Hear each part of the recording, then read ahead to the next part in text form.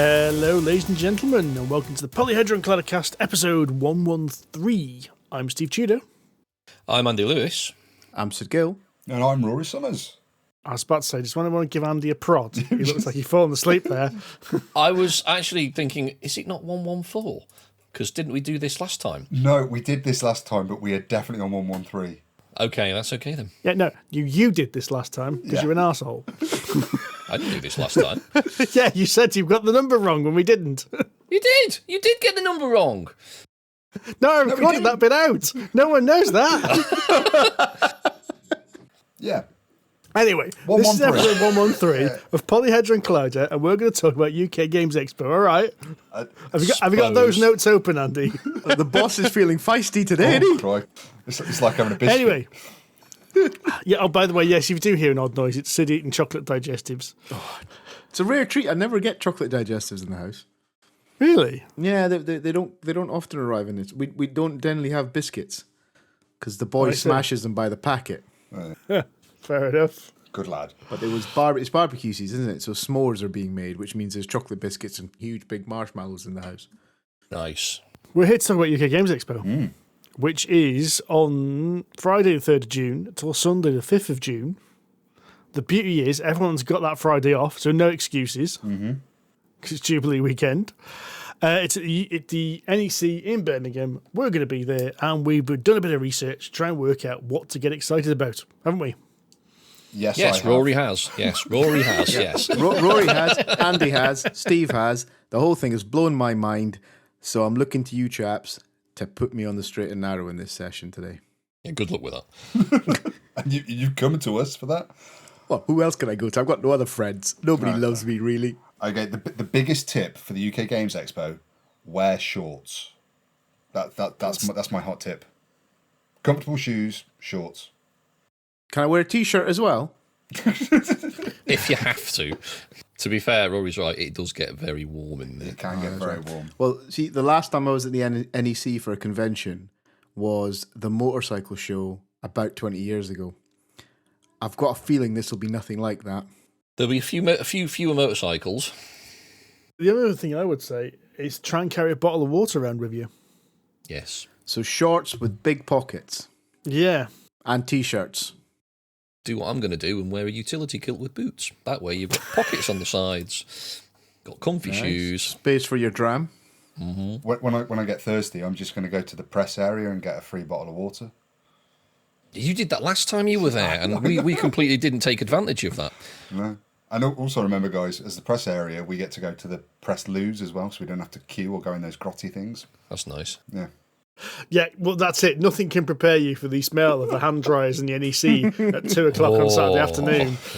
I don't know. That's Great British Beer Festival in Hammersmith, the Apollo. That prepares you for a lot of things. A lot of things I don't ever want to experience again, but nonetheless. I can't believe we've already got off track. Yeah, it took longer than normal, didn't it? That suggested we had some kind of track to begin with, to be fair, Rory, which I think it was merely, instead of like railway tracks, which would guide and force you to stay on it, I think this is just like basically a very loose line in the sand drawn with a very crap stick. So, and the tide's coming in, So, UK Games Expo, was it Friday 3rd of June to the 5th of June? It's now in its 16th year. What was it last 16? 16 years of UK Games Expo. It's gotten bigger and bigger every year, maybe except last year and the year before, but let's not count those. They're expecting, 45,000 odd visitors? That's a lot of people over 3 days. Yeah, with I guess the bank holiday is going to help it out, isn't it? Oh, it's going to be huge this year.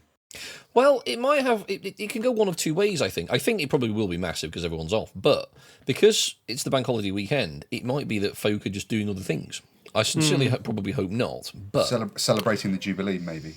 For the royalists out there, of which I am not. But I do have an issue is that one day I have to work out how I can get to the expo because they are closing off the road basically between my house and the main road.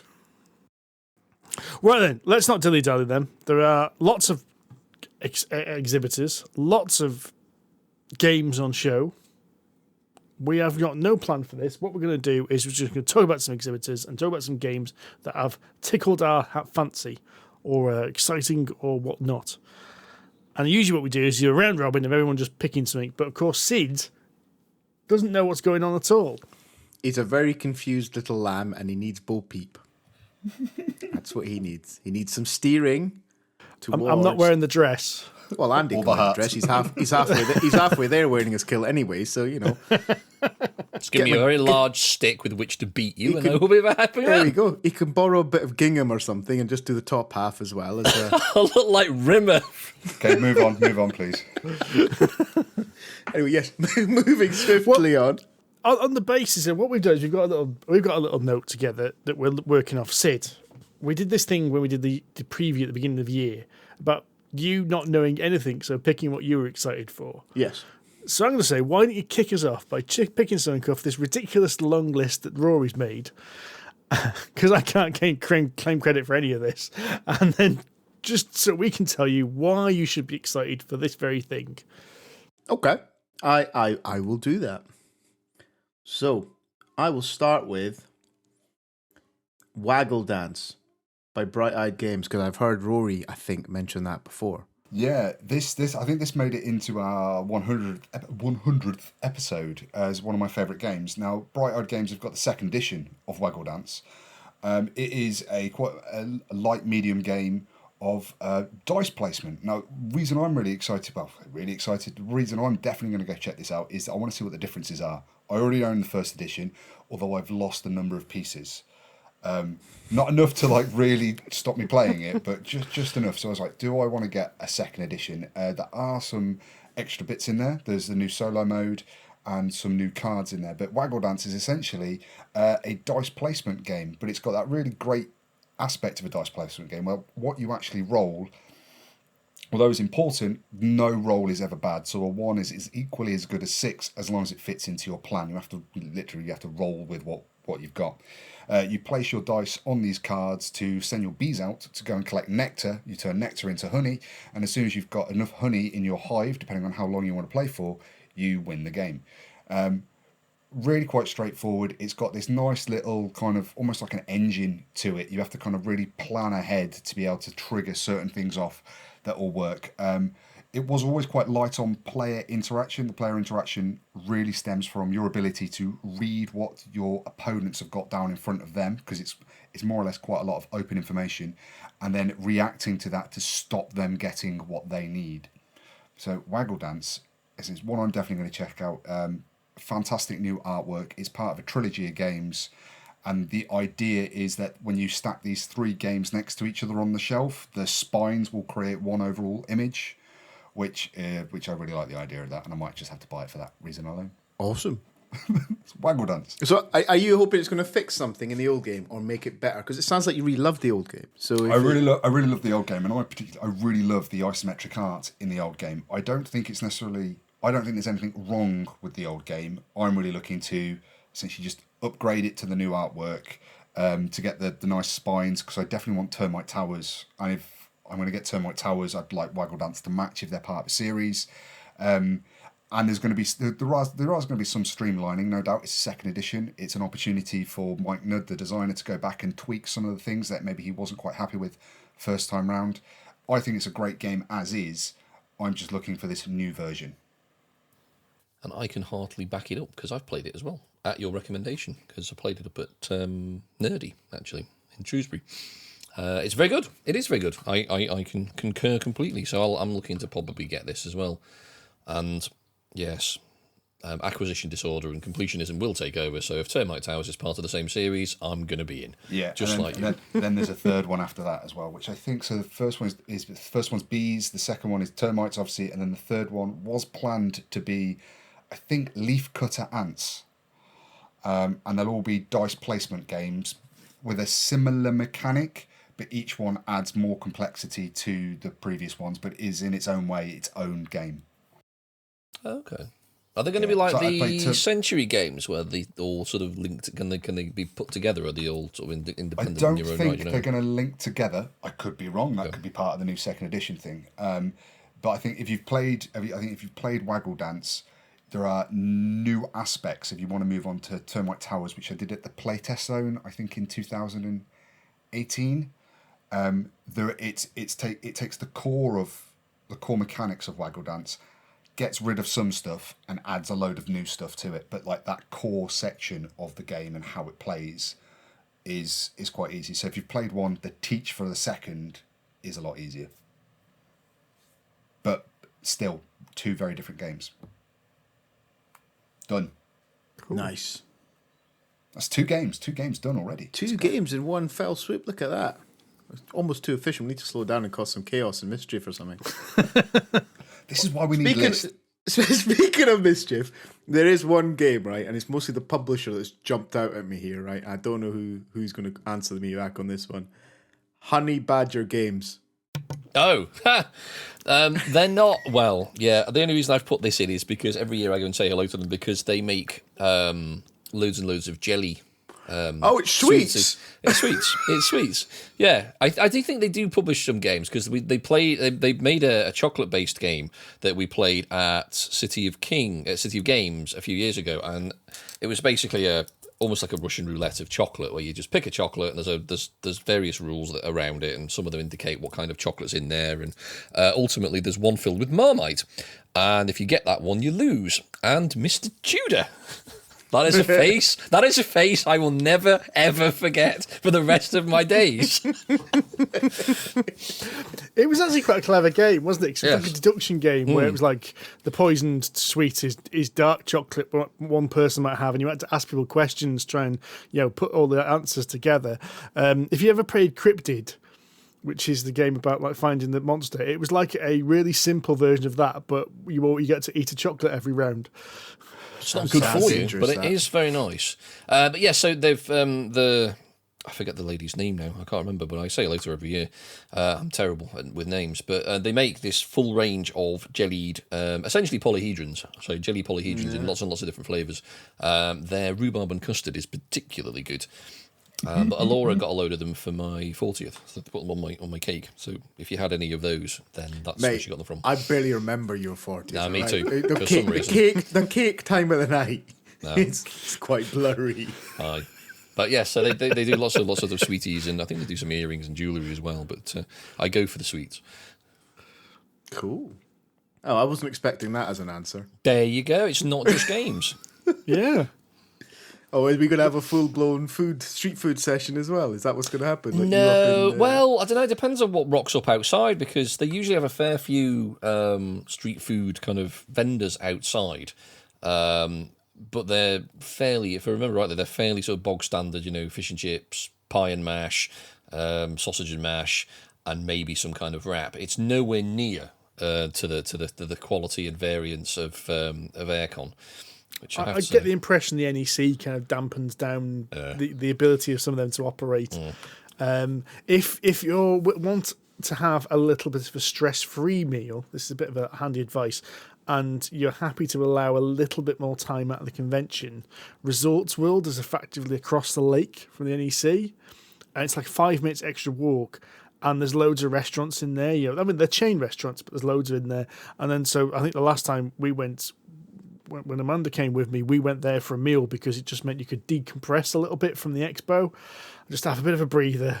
And you might see some other people at the expo there, but it's not as rammed as the expo food places are. True, that's good advice. And not quite as expensive either. True. The gourmet burger place is particularly good, and there's a pub. Just if that's your kind of thing. We did not mine. Las Iguanas last year, was it, Andy? We did. That was very good, actually. Very nice, yeah. That's that Mexican-y place, isn't it? It was, really yeah. nice. I think if I remember rightly, your food didn't touch the sides. I was hungry. I had to skip dinner to get there, and then eat at like 10 o'clock at night. Yeah, that's it. Yeah, we didn't eat until goodness knows when. I've got a very weird lasting impression of food at Expo, which was Andy tucking into a sausage roll while we were waiting to see Nemesis, long before it became an Awaken Realms project. And we had to tidy up like quite profusely because Andy bit into this sausage roll and flaky pastry just exploded like a supernova of butter and flour. I remember that. Yes. Then we spent the next 5 minutes trying to scrape away. Sorry, all this, Adam. like, Sorry. Well, this guy's showing us a prototype of Nemesis covered in sausage roll pastry. This is before it was Awaken Realms, wasn't it? Yeah, it was. It was a long time ago. Sid, go on, pick us something else. Right. I'm going to use the magic pointy finger, and I'm going to land on Pocket Detective by Lucky Duck Games. And in fact, there's a Sherlock Detective above it, so that sounds like they're related. Isn't Sherlock Detective a bit of a redundant phrase? It's licensed for the Sherlock TV programme with Benedict Cumberbatch. Oh, I see. So you were right, but also wrong. Confusingly. So yes, these are two games from Lucky Duck Games. So Lucky Duck do quite a few detective games. The most... Literate Steve, they call him. The most famous of their biggest is their Chronicles of Crime series, which you guys haven't played. I've actually got the entire set of the original Chronicles of Crime, and I need to show them to you because I think Sid would really love them. But they also did that Destinies one we played a few months back. Yeah, I remember that. Yeah. So these two are two detective-based games, which are supposed to be lighter than than Chronicles of Crime. Although Chronicles of Crime is not exactly a massively complex game. So Pocket Detective Season 1 is a card-based mystery game where you are drawing numbered cards which give you the clues, which are then you can then use to interrogate suspects, perform arrests, and identify evidence to solve the case. It does sound a lot like a kind of stripped-down version of Chronicles of Crime, because Chronicles of Crime is app-driven, similar to what Detective is. You need to actually scan evidence in and things like that. Whereas Sherlock Case Connection is a competitive puzzle game. So whereas Pocket Detective is going to be cooperative, Sherlock Case Connection is going to be a puzzle game where you make connections between various bits of evidence to reconstruct the leads. I've only seen pictures of the box so far and the blurb that Lucky Duck sent us. I do not know what they look like or how they play, but I'm always quite interested because Lucky Duck, I think, always do interesting games. And they've got a good pedigree with this detective thing because the Chronicles of Crime is quite a big series, so I'll be interested to know how they kind of break that down into a more approachable game. Cool. So why do you think it's going to tick my buttons then? What's the there thing in it? There is something about Chronicles of Crime I think that you would just like. I don't know what it is because you like Unlock games, didn't you? Yeah, I think they were good fun. I think mostly because they were quite simple to get into. There wasn't like a whole lot of learning curve, and I think it was. Yeah, they were just good fun to sit down and play. They're of a similar kind of genre. Work together to solve the crime. And use the app in interesting ways in the same way that Unlock, because we played Unlock Star Wars, didn't we? did, yeah. So it's not an escape room as such, but it's got a lot of things that those escape room games use into the game. That does sound exciting. It is quite interesting. And what is, it is a proper gimmick, this, but it's pretty cool if you can get it to work properly. When you scan the crime scene, you hold your mobile phone up and use the actual scan around, move the phone to scan the different areas. Oh, that's cool. Is it like an AR then? That is cool. It's not AR. It just uses the positional thing of your phone to work out what angle you're pointing in. It's like those binoculars that we had in the Unlock game. Yeah, but it's better than that. But what's even better is it's actually got the little stereoscopic little bits of plastic you can get as well. So if you've got it in the right mode, you put the plastic on your eyes and you can see it in 3D as well. Get out town. Yeah, okay, right. Cool. We're visiting them. Let's mark that one with a Sid needs to go and have a look at this marker. Well, Sid, if that floats your boat, can I also recommend Amelia's Secret from Hachette Games? It's an escape room style game, but they're boasting that it's the world's first AR board game. So you're going to use your phone to scan and then look around, and things will appear in the room that you're in that are associated with this game.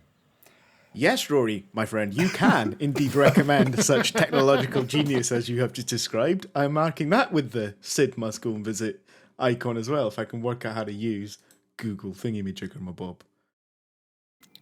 So we want to carry on this theme, what we think Sid would like? Well, that's or Sid, you're going to pick something else for random? There was the other ones that really jumped out at me. I'm mostly because I've heard you guys talk. I've heard the names, right? So I know, chats and various things along the line. I've heard you mention it. The one I mentioned here, you guys talk about a lot, is Alley Cat Games. We like Alley Cat Especially, games. yeah, I've heard you guys talk very highly of them. And I've seen like Dice Hospital. I know a couple of people that have Dice Hospital, you guys included.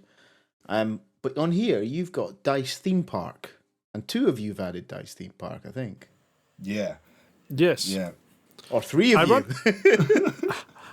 Ironically, the one you're probably not thinking of is the one person who's actually played Dice Theme Park, which I believe is Andy. I think of 3 of us backed this on Kickstarter. I've backed it. I haven't. Oh, you haven't backed it. All right, so me and Rory have backed this on Kickstarter and should be receiving our copy soon anyway. And Andy has actually played this. So yes, this is the sequel to Dice Hospital, which is a bit of a favourite amongst our group of friends. Played that last night, actually. Manipulate dice to represent your theme park, build rides, build attractions, get lots of stuff. Am I getting this right, Andy, since you're the person who's played it? Pretty much, yeah. It's a sort of advancement of Dice Theme Park. Of Dice Hospital. So it's a similar sort of idea. You've got a bunch of hexes. So unlike in Dice Hospital, where hexes represent rooms or wards or operating theatres, whatever, in Dice Theme Park, each hex represents a ride. And in Dice Hospital, the dice that you have represent patients, and the numbers on them represent their health. 1 being bad, 6 being perfectly good and being capable of being kicked out and put into outpatients. In Dice Theme Park, the number on the dice represents the attendees' excitement. So 6 obviously being very good, 1 being I'm bored, I want to go home. So the idea is that every time somebody goes on on a ride, their excitement will drop down 1 because they've gone down the end, but there's ways to sort of manipulate their excitement as they go round. Now, it's broadly speaking pretty much exactly the same as Dice Hospital, but there's an added pathfinding element in Dice Theme Park. So what you can do is certain colours of dice can only go on certain colours of tile and ride. So you need to make sure that they can go round. So when they'll go on a ride and then they'll come off it, and if they've got additional movement, they can go on to another ride, and obviously that increases their excitement. So you can keep them in the park for longer. So it is like Dice Hospital, but it's actually slightly more complicated, believe it or not. So there's even more brain burning going on. Can I ask a really simple, silly question? Considering I backed this last year and I'm eagerly awaiting it and know nothing about the game, so is the idea is to actually get the dice to, as you do in Dice Hospital, to leave the park, or do you just want to maintain and have as many dice in your park at the end of the game? You want to keep them in, but you score points by getting them onto the rides and having. If I remember right, it's a year since I played it, and I only played like 1 round or 2 rounds of it. I think it's the level of the number of the dice multiplied by the value of the ride, something like that, and that will get you some points. So the longer they stay in the park, the more points you're going to score from that particular die. So Brilliant. You don't want them to leave. You don't want them to leave. Okay, cool. Yeah, so I'm really looking forward to this. Big fan of Dice Hospital. It's the next one in the series. I do wonder if they're ever going to do like a Dice Zoo Tycoon type thing to kind of complete that PC game implementation. Dice Syndicate, because that was done by Bullfrog as well. That'd be awesome. Dice Syndicate. Was it? Did Bullfrog do? Was it Dungeon Master? Or Dungeon Keeper? What was that? Yes, they did. Yes. Dice Dungeon Keeper. I'd like a Dice Dungeon Keeper's a bloody good idea. I think that could work actually as a dice placement, because you could have hexes for each little room in the dungeon, and your little minions going round. We need to work on this so we can pitch it to Cesar. Well, that's true. Yeah, true. okay. Do that. If you're listening, Cesar, and why wouldn't he be? But he's got better things to do with his time. That's why not. But this is designed by the guys who did Sagrada as well. So it's the design of Sagrada, and I think Mike Nudd has been involved in this again as well, because I know he did some work on Dice Hospital. I might be getting that completely wrong. Oh no, I didn't get it wrong. No, it is true. Nice. It is Mike Nudd. It is Mike Nudd. Lovely. So it's going to have that same feel, and it's going to come with the typical AAA stamp from Alley Cat Games. We know that they do good, very high quality games. So really looking forward to that. So this is probably hopefully going to be available to buy as well as play, because the shipment is in the UK. So all being well, if you're interested, that's going to be there. And I'm going to imagine, given the success of their previous games, this might sell quite quickly. If it's anything like last year, they'll probably sell out on like the first morning. Although last year Cesar unfortunately suffered there was a shipping issue basically, and his shipment was delayed by a couple of days, which obviously meant it was going to be delivered on the following Monday rather than the Friday. So he only had a limited amount of stock. But yeah, they basically got absolutely tanned. Nice problem to have for him because he basically turned up with a load of stuff and went home with nothing. There you go. That's a proper hot tip then. If you're thinking of attending if you're going to the UK Games Expo and you're thinking about this game, make sure you go check it out on Friday, because if you want to bag a copy, it's probably not going to be there on Saturday afternoon. I would probably agree with that, yes. Good. But yeah, the Alley Cat stand is almost always mobbed. They've always got games being demoed all the time, and it's a nightmare to try and get a spot at a table. Again, it's a nice problem for Alley Cat to have because it means they've got a lot of interest. All their games are really good. They're a big it's a pain in the sponsor arse. as well, aren't they, this year? So they're going to have. I believe so. They're probably going to have a big area. They're probably going to be near the front. We don't know because we haven't got a map yet, so I've not been able to create my big scroll map again. Are you going to laminate it again? I don't. The problem is I'm not in an office anymore, and I don't have access. I'm going to have to pay for it to be printed and laminated. Oh, who's got time for that? I mean, if it was like last year, I mean, they had a really big stand literally just on the left as you go in, so you really couldn't miss them. So they had one of the biggest stands there, and again, it was mobbed. So they had a really good year last year. So hopefully they'll have the same again this year. Yeah. Right then, Sid, next one, pal. What's Turing? Tell me about Turing. Man Who Can't Games. You picked a game that I flew over quite quickly earlier. Okay, so Turing is it's quite a light social game from the looks of this. It's card based. Basically, players you've got these cards and they've got images on. So it's kind of, I think, this is all what I think, that Dixit or Mysterium, where you've got these quite abstract card art, Steve. I'm looking at the pictures now on Board Game Geek. Oh, yeah. They are abstract, but they're like photorealistic. Okay. So they're like, there's an elephant walking through a street in Tokyo, or there's people look like they're like in a waiting room for an airport, but looking down on planet Earth. It's that kind of thing, but they're all look like photoshopped images, so they're actual photographs that are being manipulated. So slightly reminiscent of Mysterium and Dixit. So I think the idea is that a player or a team of players are meant to be essentially computers, but with artificial intelligence, and you are selecting your cards that have got to have some sort of link to the previous cards, and then you put that towards a panel or the judge, and they have to try and work out who is the computer and who is the human. So I quite like it. I like it's based on Turing, that famous code breaker. Reading the description, it reminded me a lot of kind of the Blade Runner test. Oh, the replicant test. The replicant test in Blade Runner, and I thought that sounds really cool. It looks like it's a really small. It's going to be quite a light game. 2 to 6 players. I think it's worth looking at. Again, quite short, quite fast, but it looks interesting. And I've never visited the Mano Kent Games stand either, so I'd be just curious to see what else is there while I'm perusing this one. It sounds interesting. So presumably there's scope for bluffing and all that sort of stuff in there as well. So yeah, sure. Sounds like my cup of tea. Oh, what's this? What's this about colliding polyhedrons? So I put a call out, and this is actually, I assume Jackson Pope is a listener of the show, but he's desperate for us to try out Flick Fleets. So this is a dexterity game, and it's basically like a Star Wars-esque fleet battle game in which you are quite literally flicking dice at each other, but you're flicking them off these little laser cut acrylic pieces. So there's little like Star Destroyer pieces and little not quite Star Destroyers, non-IP infringing battleships, and you are flicking them at each other. Yes, and he did actually say polyhedrons, although most of them are D6s, but did say with an expansion there will be D20s and D12s, so there will be options there. It's one of those games that I keep seeing pictures of, but have no comprehension of how it actually works.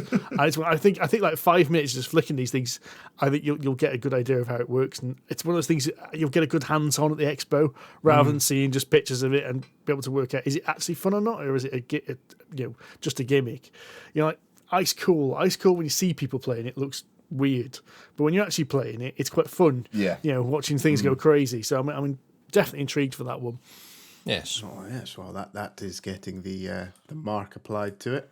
Ice Cool is worth checking out for the lad as well, Sid. Oh, I've played Ice Cool. You got awesome. it, yeah. I haven't got it. I'm looking at getting both that and Ice Cool 2, but purely because I had a wee shot of it somewhere. I can't remember where, and it was mint. It was like Subutio, but on steroids. With penguins. With penguins. I mean, how much better? I mean, penguins make everything better, right? Boring footballers. Thought that for a laugh. Penguins in a school. Oh, I loved it. No, that sounds awesome. All right. It'd be a nice wee break from some of the other stuff, I guess, as well. So I think it'd be a good, definitely want to see that. Right. Sirenscape. Right? Oh, I know why you've done this. For our listeners' benefit, right? I don't get on with Sirenscape. It's nothing against it. I just find it problematic to deal with. We should probably say it's not you don't get on with Sirenscape. It's you don't get on with the online version of Sirenscape, which is like Andy hosts it, and then we listen to what he's playing. Yes. And me and Sid can't seem to get it to work, and it frustrates us, and we end up just closing the app and not hearing all these amazing soundscapes that Andy's put together. And he even goes at some point, can you hear it? Can you hear that music I've made? And we're like, no, sorry, I don't have the app running. To be fair, I don't make it. It's actually made by Sirenscape. I just choose which bits to play. So for the uninitiated, Sirenscape is a couple of apps actually, and they are designed to be used for actual in-person tabletop. So people in the room, you play it from a computer or a laptop or a tablet. So the idea is that you've got a lot of ambient sounds and music and noise for various scenarios that you have when you're playing an RPG, be it in a town square or a market or a pub or in dungeon depths or on a space cruiser somewhere, anything like that. Basically, name a situation. There will be a sound set for it somewhere on Sirenscape. So they've got a sci-fi sort of version of it and they've got a fantasy version of it. I subscribe to it, so I've got both. But they also do an online version of it, which is still in beta after about 100 years. So I would like to speak to them and wonder why the hell this is the case, because with a lot of people moving to virtual tabletops and online play, you'd think it'd be quite a good thing for them to develop and support, but apparently not, and this is where Sid and Steve struggle. So basically you need to make a link between the two things and the whole thing doesn't work properly for them. But anyway, it's a really good application and it's really, really, really fun. And people have really got into it when you've been playing for an hour or two with the sort of ambient sounds in the background, and that takes a little bit getting used to. Is it too loud because does it interrupt the game, or is it too quiet so you can't hear it? So you've got to get the balance right. But it's been really, really absorbing when you stop it at the end of the session and go, oh, it's gone quiet. I should probably highlight one of the things that this does really well is each soundscape is not just an audio file. It's like a mixer. Yeah. And what it's doing is it's getting multiple sound files and playing them in random orders with different volumes. You can set all of that. This is when you get into the detail of it.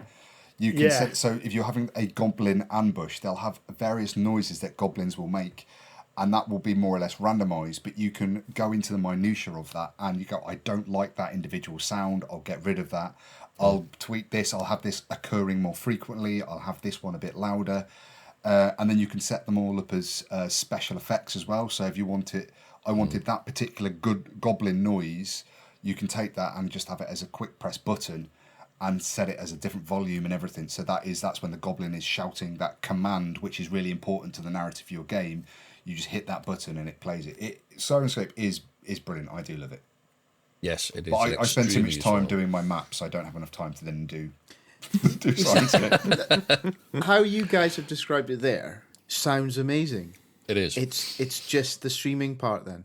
It is, yeah. It's It is the just streaming part yeah. that was worth 61 messages when I left my gaming group last night to listen to you guys. Yeah, it's a shame because they're sort of the one that's sort of broadcast across the net is not perfect yet, sadly, and I would like to know why, because it would be a really, really good addition to their lineup. It'd be interesting to see what they have at the stand as well, because in the past they've had a little recording booth, and so you can record some of the dialogue scenes for the next one they're doing. So they did like a couple of Pathfinder adventures, and you could actually record some of the dialogue, and if it was good enough, they'd use it. And they also had like one when I first went, they had all vocal processing, so you could like be the dragon and show you how your voice could be modulated. That's cool. And if you take part in things like that, assuming they're going to do it again, they sort of give you a free sound set or access to a free sound set or two, or a small, a demo license or something like that. So it's worth checking out. It's a really, really good application. I've used it a reasonable amount in some of the games I've run, not even online, but even in sort of face to face, and it really does add that extra little sort of zing to the game, to add that little sort of ambiance to a bar fight or a drunken bard, or it makes it spooky if you're walking around sort of wet caverns or something like that. It's a really good app, and I strongly recommend it. Well, hopefully we can find out why our online streaming experience is so shite, so that I can experience the joy that you two have just described to I me. still think it's you and Steve being inept, but we shall find out. Do you know what? I'm happy for that to be the answer. I just want somebody in a position of knowledge that isn't you telling me that. Yeah, but do you want that, Sid? And do you want them to turn around and go, yeah, Andy's right? Because I don't think you'll stomach that. Well, that's let's cross that bridge. Even when we come to it. If and when we come to it. When we come to it, yeah, okay. Right, okay. Let's carry on through our little No pressure, Sid. No pressure. mosey through this. Right. Now, I've seen, is it Hachette Games? Is that how you say it, Rory? Hachette. Hachette, yeah, it's French company. Right. Well, the one that's just triggered me there is Dinner in Paris, Battle of the Chefs. Right? Yeah. I'm assuming this isn't Ainsley Harriott having it off with Nigella or something. I think that doesn't come across right. Fighting you like a celebrity battle, right? It's not Ainsley Harriott in a ring with another chef. So this is a game that I saw very fleetingly last year. I didn't expect, because I only went the one day last year with the kids, and they wanted to play all the little kids games. But this looked like it looked really beautiful, and I didn't get to spend nearly as much time at the Hachette stand as I really wanted to. But it's a really beautiful game. You are restaurateurs in Paris. It's got this, from what I remember, it's got this kind of area control, hand management thing. It's a middleweight game, so I think although it looks very cutesy, I think this might pack a nice little punch. And the expansion has just come out, so I was like, well, this is one that I just want to go look at and actually try and experience it. Have it from the bits I did play from Hachette Games last year. I'm really intrigued by their offering. They've got a really, really good spread of games, from light children's games to this kind of lightweight entry level gateway gamers, if we're allowed to use that term these days, to the heavier ones. I didn't get to play any of the heavy ones. I just got to look at them. This looks beautiful. It was one of those standout games for me. So I just want to know more, and I think you should too, because it looks cool. Yeah, I've just had a wee peek at it. It does look kind of cool, actually. Some very nice stylistic artwork. There is, isn't there? It does look like restaurants in Paris, doesn't it? It really does. It reminds me of Ratatouille, bizarrely. Do you know? Yeah, Yeah. Appropriate. I'm down with that. It looks quite reminiscent of, weirdly, of Paris Cité de Lumière. Have you seen that? It's a tile placement game. So I say tile placement. It's more of a polyominoes kind of game, where you're placing little buildings down, and the idea is that you score points depending on whether they're next to street lamps or not. So it's all sort of game based on light. Okay.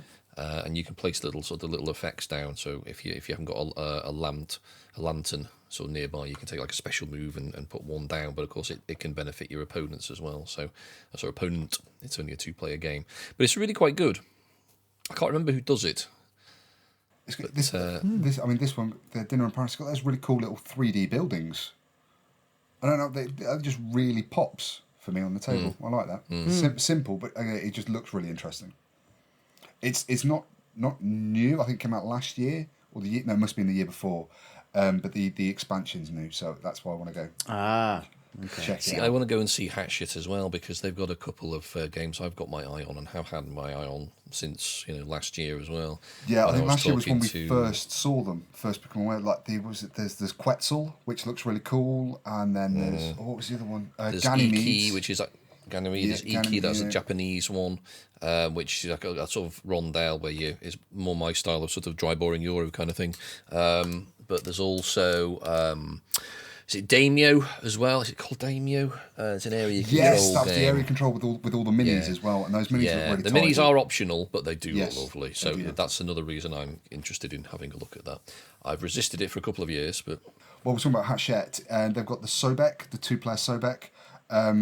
This is I think this is probably their newest game that they're going to bring out. I think that came out towards the end of last year, but it's a Bruno Cathala 2-player game. I love my 2-player games. Bruno Cathala, I think, is a great game designer. So I'm going to go check that out as well. Yeah, I'm planning to spend probably more or less a whole day with Hachette over the 3 days that I'm going to be there. They do appear on your list a lot. So They do. I can imagine that's going to take you a long time. Yeah, it will. And that's like I say. And if you've got small children as well with you at the expo, they've got a great selection of kids games that I picked up a few last year as well. I think Andy and Alora, you came and joined me, and we played some. I think Alora played some of the kids games with mine. yes, yeah. I even actually bought one at Aircon. Was Mycon's. Michael, it was playing these games with the kids, and which is a really just wonderful experience. Just sitting down and introducing the kids to this thing that doesn't involve a computer screen, a phone tablet or anything like that. It's really nice and rewarding, and my kids really resonated with Microns. And what was the mouse game with the mystery? It was really cool. You took like the bottom of the box, you turn it upside down, and it creates this house. Oh, I remember that. You put the little piece in. Yeah. It's a really simple memory game, and you've got a little light, and you press this button, and you have to then look through the windows of the house to try and remember where all the pieces are, and then you've got it's randomly determined questions to go. Well, where's the button? Where's the pen lid? And then you have to try and remember where they are. And it actually gets quite challenging. There's various different types of things to try and remember, and brilliant. Cool. Oh, that's going on the list. What was that bloody game called? This list is getting quite long for you, Sid. It's my first go. I don't want to miss out. Oh, I'm quite excited now. And then I suppose I've got to ask about the big boy here. That's on the list. Board and dice. Yes. Mystery game. Well, yeah. So apparently, Board and Dice will be bringing 3 games to the expo, which they're showing off. The one which most people will be probably aware of is Founders of Teotihuacan, which is an offshoot Polyomino's tile-playing style game based on Teotihuacan. I don't know what your feelings are towards that, Andy, but I'm intrigued. Looks like it'd be very interesting. I'll have a look. I'm vaguely indifferent about it, but I'll have a look. Is that because it's tile placing or just pretty much? You're a bit, yeah, I thought maybe. I'd be interested to see what level it's based at, because if it's based at people who like Teotihuacan, it should be heavy, because that's what that area is. And so we played. I mean, we'll talk about it in a few episodes of time, but we played Tabanusi recently, didn't we? We all did. Yeah. So we're all kind of well into the heavy games, beginning with T for Board and Dice at the moment, and I'm hoping that, although it's not beginning with T, is it? It doesn't begin with T. Maybe it's not going to be heavy. No. Well, I wonder if it's going to be along the same lines as Founders of Gloomhaven, that kind of weight. I don't know. Yeah. I don't know. Well, Terracotta Army is also quite interesting. So this is the latest game from Adam Kopinski, as well as, and I'm horribly embarrassed, there is another designer, but I can't pronounce his name because I am terrible at pronouncing Polish names, so I'm not even going to try, which is a game, funnily enough, about the Chinese Terracotta Army. This looks kind of not quite as heavy as the T games, but still not a light game either. Always interested to see what Adam Kopinski brings together, because he generally comes up with some interesting game ideas.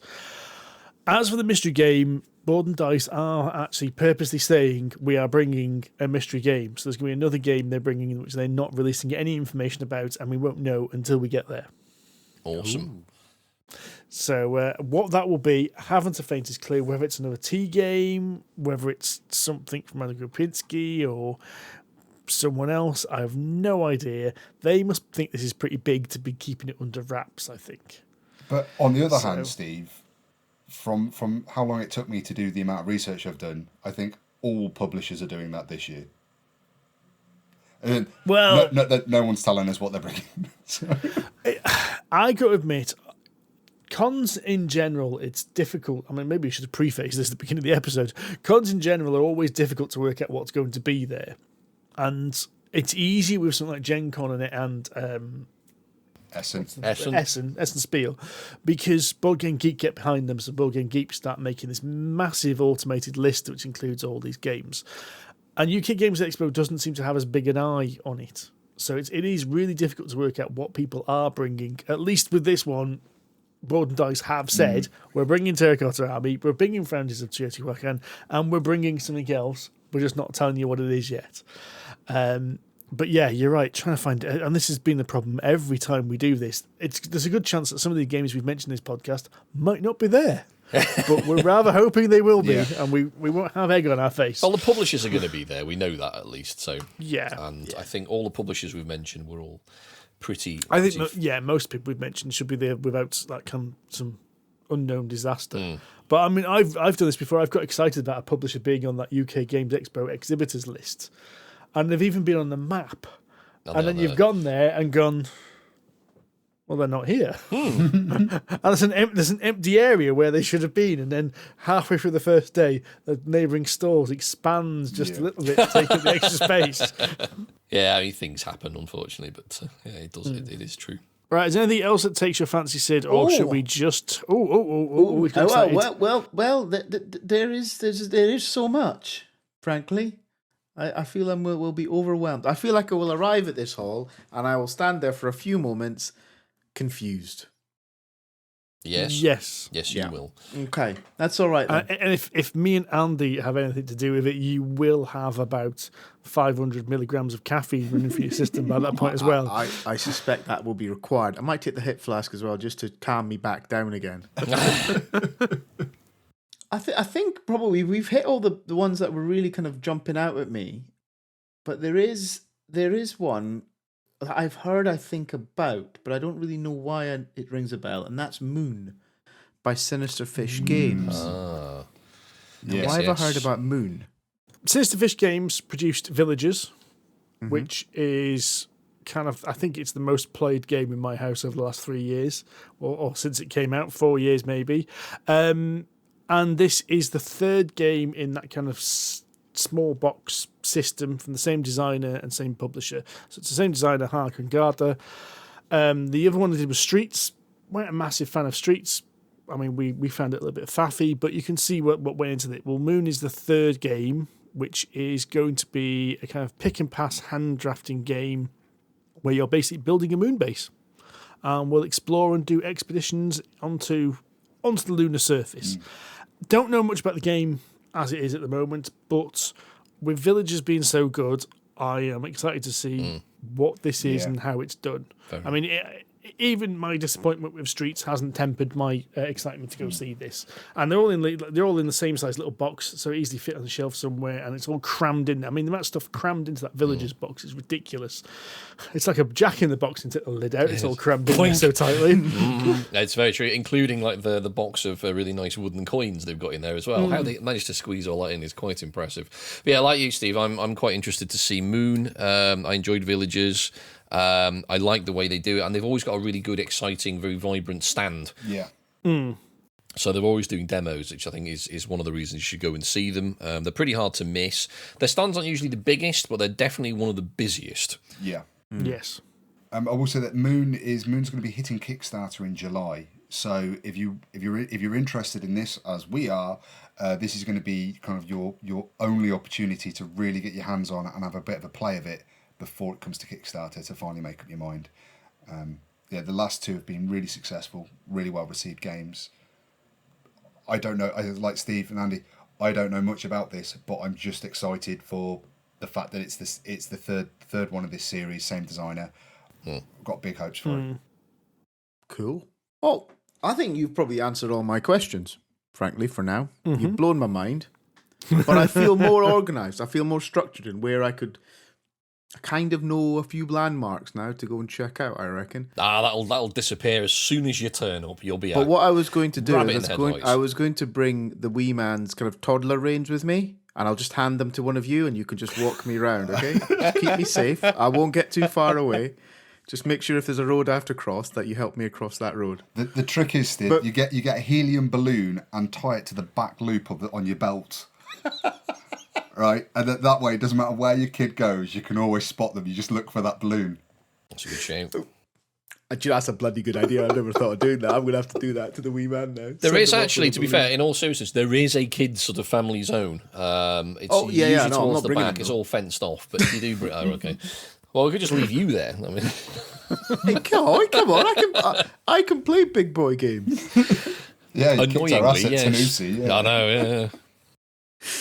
But what I was going to say was, now that I've asked you guys what kind of just games have caught my eye or publishers have caught my eye, what is it you guys feel I've missed, or what are the games that you really want to go and check out, or what's the big thing for you guys? So the big one for me that I want to try that you didn't mention is Wardens of Wildergrad from Big Dream. Is it Big Dream Games? Dream Big. Yes, it's Dream Big Games, not Big Dream Games. Dream Big Games. Now this is Mark McKinnon, who brought us Wreck and Ruin a few years back, which was a very silly but very fun game about basically Mad Max driving lorries into other lorries and watching them career off. What Mark has tried to do with this is basically make a board game version of the Monster Hunter video game. Oh. Which he has been working on for quite some time. And then Steamforged Games made an official Monster Hunter board game. So, of course, he hasn't got the license, so it's his own, it's his own setting, its own characters and all that. I'm really interested to see what he's done because I know he's been working hard on this for years. I get the impression from around about the time that Wreck and Ruin came out, so it's a good 4 years or so I think he's been working on it. It's not going to be available to buy, it's just going to be a demo to play. I get the impression it's going to come to Kickstarter at some point, date to be determined, but I'm hoping to get a little demo of this or at least a little run through of the basic mechanics, even if it's not a full game, just to see what it's like. If it's as fun and as chaotic as Wreck and Ruin, I'm in. I would, if it's anything like he was there last year, because I did see him and said hello. I didn't get a demo of the game. He was demoing it. He was mobbed the entire time. So get in quick and book a slot is my advice to you.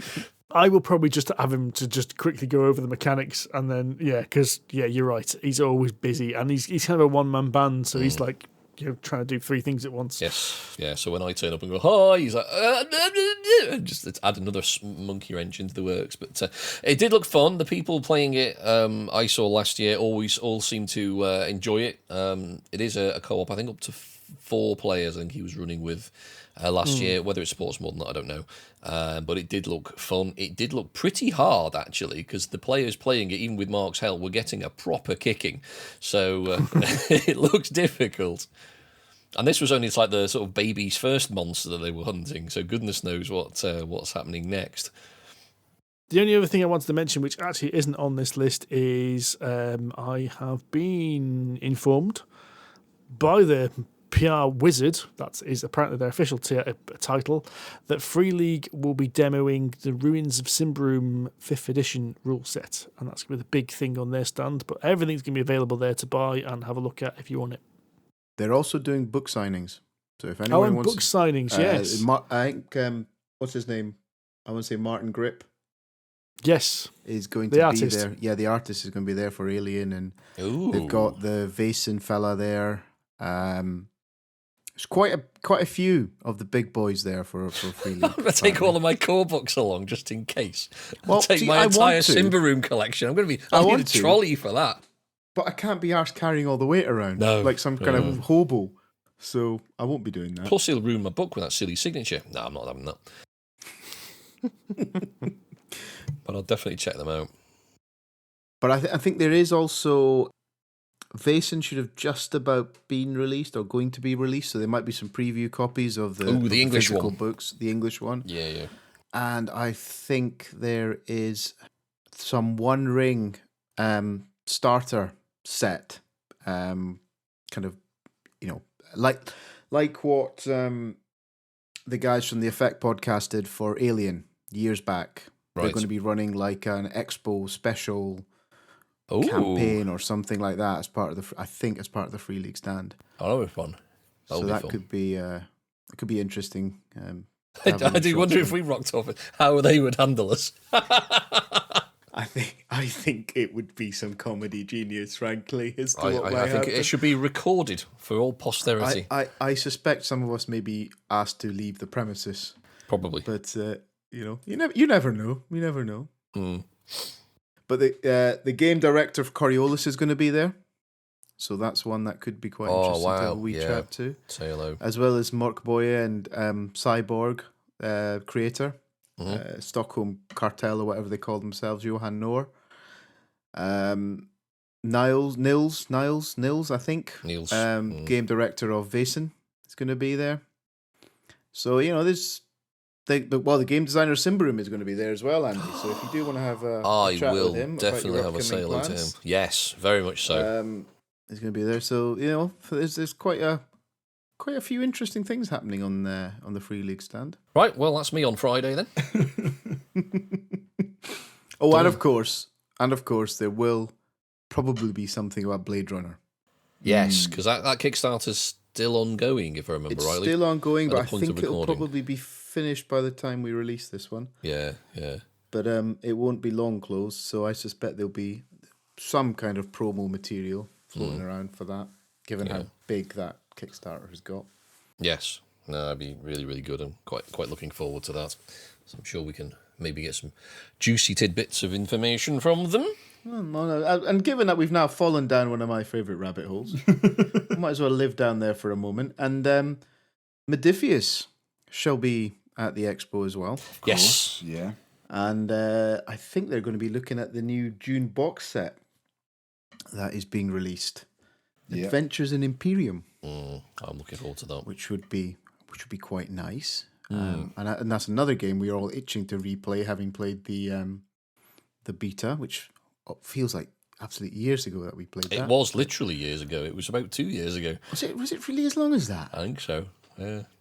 Wow. But so there's going to be, and then I'm hoping there's going to be a whole lot of smaller stuff as well to top up my my book collection. Oh yeah, there's going to be heaps of that. Yeah, I mean, whilst on the larger publishers, FFG are obviously going to be there, I think. They usually have a fairly large stand, so for things like Star Wars, Armada, X-Wing, all of the other games that they've got, Mansions of Madness, Twilight Imperium obviously is usually being sort of demoed and played there as well, so FFG's usually got a fairly Games hefty stand. Workshop there this year? Yeah, they are. Yes, yeah, they are, yeah. Oh, I might and apparently have 2 exclusive miniatures. Ooh. Oh, no. What's with the puppy dog face? Look at the puppy dog face there. No, what was that for? I've got so many Games Workshop exclusive miniatures from him.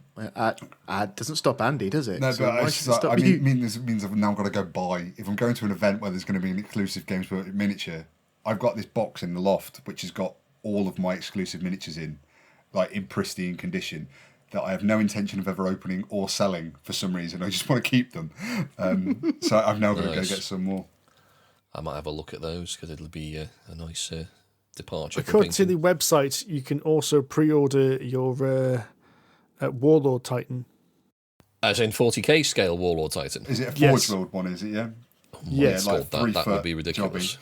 Yeah, it's 3 foot tall. I've been watching Midwinter Mini's video of him building it occasionally. And just building it is a major engineering project. It's available for a small fee of £1,250. It's like, oh, I'll have 3. Good grief. 3, Jesus. Do you know what? I reckon there'll be somebody out there who motorises one so it has the legs to walk. That would be pretty impressive. That would be. But there's a couple of games that I'm really interested in seeing. I'm quite interested to go see Portal Games because they've got the Batman Everybody Lies, which is the Batman themed detective. I really enjoyed. It is actually detective. It is detective, but it's a Batman theme. I looked at the images of it and I didn't see the Batman aspect of it. But yeah, I probably need to pick up the Dune version of that one there as well. Yeah. So I'm keen to see that. There's no point having a demo of Batman Everybody Lies because detective takes about 3 hours to play. But I'm quite keen on having a look at that and maybe taking it away. And they've also hopefully they're going to have Gutenburg there as well. Of Police Academy fame. So, I was going to say, and of Short Circuit. yeah. No, Steve Gutenberg. That's him. Not really. It's not really. Oh God damn it! Now I've got the Stonecutter song from The Simpsons going through my head. Who keeps back the electric car? Who makes Steve Gutenberg a star? No, this is about the printing press in I think the 15th century. It looks like it's. Keep it together, boys. I now want a Eurogame about making Steve Gutenberg's career. You know what? I'd get involved in that. Oh, man. I should say that Andy's just shaking his head at us at this point. Andy is not a Gutenberg fan. Oh, I am, absolutely. Yeah. Short Circuit, 1 and 2. 3 Men and a Baby. 3 Men and a Baby, Police Academy. Oh, yeah. Oh, yeah, they were great films. Well, actually, most of the Police Academy films were bloody awful, but the first one was pretty good. The first couple were fucking genius. Misogynistic. And then the Mission to Miami, whatever it was called, was also... Good grief. They were a film of their times. They were very much. We do not necessarily endorse the themes depicted in that movie in any way, shape, or form. But Gutenberg, again about printing press. It's about collecting orders. Your player board. You have secret actions that you have to bid on, and you have to try and outbid everybody else to be able to get that action and to take your actions first. Which I quite like that element. It's got these cool little cogs, which give you special actions as you turn them round, and they all interlink. So you want to try and get them so they all fire at the right time. And the components of this, it's all about the printing press. So there's actually wooden little printing blocks with all the letters on there that you need to collect to make your orders. It looks fantastic. It looks like a nice meaty game. So yeah, Gutenberg is one. Again, probably not something you're going to be able to demo because I think it's like you need to sit and probably play this game all the way through. But I'm hoping that's going to be there as well. Yeah, I'm interested in that. It's got a bit of a Tolkien kind of thing going on with the cogs. So yeah, I saw that. I like that. And for me, 2 more for me that I'm really interested. Actually, no, someone else talk. Someone else go. I've got 2 more that I'm going to go about to later. Stick around. Just let's keep mixing it up. Let's get that big mixing bowl of all 4 of our voices going. Andy, go on then. You haven't told me where I should go. Where you should go. Where you're going. Andy's being a miserable curmudgeon. Let's make it about you for a bit. I'm not a miserable curmudgeon. Well, I am a miserable curmudgeon, but no more than all. You've been reading Thesaurus again. I've been reading some Jack Vance recently, so I will be, as ever. I'll be going to see Phalanx because they are very much my cup of tea. You know, dry, very historically accurate games that Steve and Sid and you don't go anywhere near. But they did do U-Boot, which is a really good game, but quite difficult to get to the table where you're piloting a German U-boat with an app and various other bits and bobs. But they're also doing their new game, which is Bretwalda, which I saw a very early prototype of it last year. And this is a game set in sort of 796 AD in Britain, so it's all the sort of the tribes and the at that kind of time. So that kind of almost Norse-ish invasion type sort of thing. So the idea is that it's an area control development sort of game where each tribe is sort of vying for control of the map. So it sounds like it's going to be very typically Phalanx. Presumably it's going to be very historically accurate, or at least as accurate as they can make it. And ultimately, to win the game, you obviously become the leader of them all.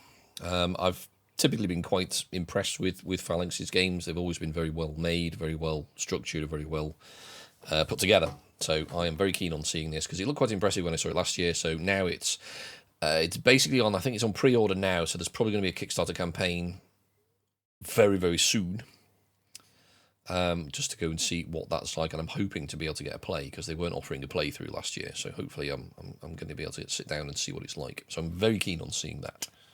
And that's at Phalanx Games. Might have to come with you on that one. See if I can pick up some metal coins for Nantinarkin. Yes, yeah, they'll have Nantinarking there. It's all. I've got it here. I've got it here. I just want some metal coins for it. Well done. Steve, what about you, mate? I think Sid has actually covered most of the things I was excited to go see. I'm intrigued to see if Burncycle is going to be there, which is on this list, actually. So, Chip Theory Games, makers of one of Andy's favourite games, the old Too Many Bones. And one of my worst games. Yes, Triplock. I've heard that Burncycle, their latest game, which was on Kickstarter last year, will be there. I don't know what capacity, presumably just a demo. I'm very intrigued because I've heard from those in the know, mostly Mr. Grogan, Mr. Paul Grogan of Gaming Rules, it's very good. And he's generally a good catalyst of what's a good game and what's not. I would agree with that. My taste and his taste have a significant overlap on the old Venn diagram, so if he thinks it's good, I'm probably going to enjoy it. So I might tag along. And plus, there's probably something that Chip Theory Games have done for Too Many Bones that I haven't bought yet. It won't be very much, because I was going to say it'd be like one promo from 10 years ago that I've not got or something, so I'll have to complete the collection. But and also ask them how the hell I'm going to get the new Kickstarter arrival into the bloody trove chest, because I'm not convinced it'll fit, and it's going to prove Sid right, and that's going to annoy me. It will make me extremely happy, though. I'll make it fit. But yeah, I'm interested to see that as well. So I think you've mentioned. I'm sure Burncycle's been mentioned before, Steve. Unless I'm going mad, but I'm sure you've mentioned it. I mean, those two things are not mutually exclusive. It's probably a mixture of both. Yes. For some reason, I didn't back the Kickstarter. I don't know what it was. There was something about the Kickstarter that didn't float my boat. But also, I knew that Too Many Bones is not a game which is going away, is it? It's been available, So I kind of get the feeling that Chip Theory are a company that are going to support their games after the initial Kickstarter. So therefore, I don't feel as if I need to back it straight away, especially when it's already doing gangbusters on Kickstarter. It's definitely coming, Yeah. I mean, they've done something like 3 versions of Too Many Bones now. I think it's only something like its 3rd copy. And they haven't done much to it in terms of the gameplay or anything. They've just kind of changed the size of the box and made the insert better and just basically streamlined the packaging a little. But it is on its, I think it's the 3rd version of it now, something like, or 3rd printing at least. So yeah, I think you're right. And another one, actually, this is probably the last thing on this list that I do want to check out, as I want to check out what exactly Adventures in the Imperium Agents of Dune is from Modiphius. Because I've seen loads of pictures for this online, and it's linked to the Dune RPG, but I don't think it's an actual RPG, or if it is, it's kind of like halfway between a board game and an RPG. Ooh. And so I want to actually see it and poke at it and see what it actually is. Right, okay, so we kind of just touched on this while you popped out the room for a minute. I thought this was the RPG, because I was looking at this one, and it may be that I'm getting myself muddled up. There was something they were bringing out, and they've seen adverts for it everywhere, and it's like, it's not the RPG, it's like something else. Do you know what? I think you're right. I think I've read this and taken away that it's an RPG, but now looking again, it's got little standee cards. Yeah. And it's to do about manipulating things for your house. So I think I've picked this up wrong. Because there's this one picture. Yeah, there's one picture with cards as standees, but then it's using. Oh, I don't know. Yeah, exactly. I want to know what it is so I can poke at it. Yes, I shall poke at it with you. And I can then also pick up my copy of Dune the RPG, which I still haven't done, and probably Homeworld. There's two more that I'd like to add. The first one is Oltréé, again from Hatchet Games. Right, but this one's really caught my eye. It's a co-op game that is kind of like, it's based on the RPG of the same name. So it's got this big storytelling element. There's no kind of overarching story. There's just play these several different campaigns where you work together and you follow this story, and as you follow the story, more incidents and side quests come into it. And that in itself sounded interesting, but when I realised that Antoine Bazo is the designer of this, who did Seven Wonders and Seven Wonders Duel, my favourite game, I was like, right, no, I've really got to go and look at this bad boy. It looks really pretty, and I think the concept is interesting. And I'm hoping that this is going to be a really good implementation of an RPG to a board game. Yes, I was described it last year by, is it Flavian? Mm-hmm. Can't remember it. Yeah, he took me through it, and I have to admit it does sound quite tainted graily. Okay. For that reason, I am very interested in it. It does sound like really good. So it's a lot like Tainted Grail, and there's cards that form a map, and you can form a path through the game, and you can choose which way you want to go. So I don't think it's exactly the same as Tainted Grail, obviously, or similar mechanics, but it is that kind of thing. So yes, it's story based, many decisions, a little bit of combat. So yeah, it does sound really, really good. So yes, I'm very interested in that, like you, Rory. So I think I'll probably sit down and have a game of that with you if they're demoing it. Yeah. And then the very last game for me is Crescent Moon from Osprey Games. This caught my eye. I just like the box art, to be honest. When you're scrolling through the big list on the UK Games Expo list, it was like, that box art looks cool, I'll have a look. And as I delved in further, I realised that this is a game that is completely asymmetric, which I love, with individual goals to complete and win the game. So it's got that asymmetry that I love in Root, but the way I win the game is completely different to the way you win the game, and my power system is completely different. My actions are completely different to yours. If it is as cool as that in my head and works as a game, then I'm definitely going to get it. And it just looks stunning as well on the table. Really well made. But yeah, you see, you don't get points for pretty anymore. We've established this rule a while ago. You're right, you don't. So, but no, definitely have a look at that. Speaking of pretty... Well, thanks, Andy. Thanks for commenting, Andy. I'm not speaking of you lot. My God. One thing that did catch my eye last year is Cerberus or Cerberus Studios, who are basically a miniature creator. Although I think they're developing some kind of game to go with this all. But they've got sort of two ranges of miniatures called Celestial Affinity and Mortal's Reckoning. And these are very nice miniatures. So Mortal's Reckoning, I think, are 32mm scale. Celestial Affinity are 54mm scale. Their showpiece, which I was a gnat's bore hair away from getting last year, if it wasn't for the price of £125 for the Demon Emperor, which is 250mm tall. Ooh. It's huge. But it is stunning. But I think, if I remember rightly, from the chap who, the owner of the company who was there last time, was telling me that they're sort of developing a game behind it. So I think is why they've got the two ranges. I'm not quite sure exactly what the game's about, but I get the impression it's probably going to be something along the lines of either Kingdom Death Monster or Gloomhaven or that kind of style of game, especially based on the artwork and the state of the minis. But that's all they know. But the miniatures are beautiful. The range they had last year was all painted by Mr. Angel Giraldez, with whose work we are familiar. But that's just, it's really just, if you want your fill of pretty whilst you're walking around, then I definitely recommend go and talk to Cerberus Studios. I remember they've got some really nice stuff. This stand was really cool. I really loved the minis. I remember, because I went with the kids, Logan just kept wanting to go back and look at like the diorama and the minis they had, and really wanted to buy some, but no, exactly, just no. But there was, and what I found really interesting was every time I was taken back to that stand, it was always rammed. Yeah. And considering there was no game there, it was just minis. That stand always had people around it. They just drew people in. It was utterly epic. Yes, and now I've got sort of balls deep into the painting lark again. I'm even more likely to buy something. If I buy that Demon Emperor, I'm going to be in a lot of trouble, I think. But my skills won't do it justice. We have covered an awful lot of games. Your thumbnail's going to be a bit packed. Bloody hell! Yeah, this is going to be hard to do. Just put a picture of Steve Gutenberg. I'll do. Steve Gutenberg and UK Games Expo in the other corner, golden. I'll do. Done. Or replace get the image of UK Games Expo and replace the dragon's face with Steve Gutenberg's face.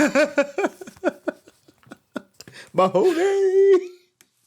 Right then, folks, we will be at the expo. I know Andy's going to be there all 4 days or 3 days. I think Rory, you're going to be all 3 days. All 3 days, yeah. I haven't worked out my logistics and got my pass stamp to go out yet, so we'll see what day I'm going to be there. And I know Sid, you'll probably go for a long. I'm going to be along for at least 1 day, and then it's pass dependent after that. And I think a few of us are going to be there on the Thursday night as well. So if you're the type of person that's going to get there early because you've got your hotel accommodation and you're going to go do the free gaming, and you see us, please don't throw anything at us. But do come and say hi. Indeed, we don't bite much. Anyway, thank you very much for listening. We have been Polyhedron Collider. We'll see you at Expo, and we will be back soon. Well, hopefully with like a debrief of Expo of everything we actually saw. Until then, you can find us on Facebook, Twitter, everywhere over the internet, Board Game Geek Guild 2726. Everywhere else, just look for Polyhedron Collider and you will find us. Until then, happy gaming. Taddy bye. Cheerio. Bye-bye.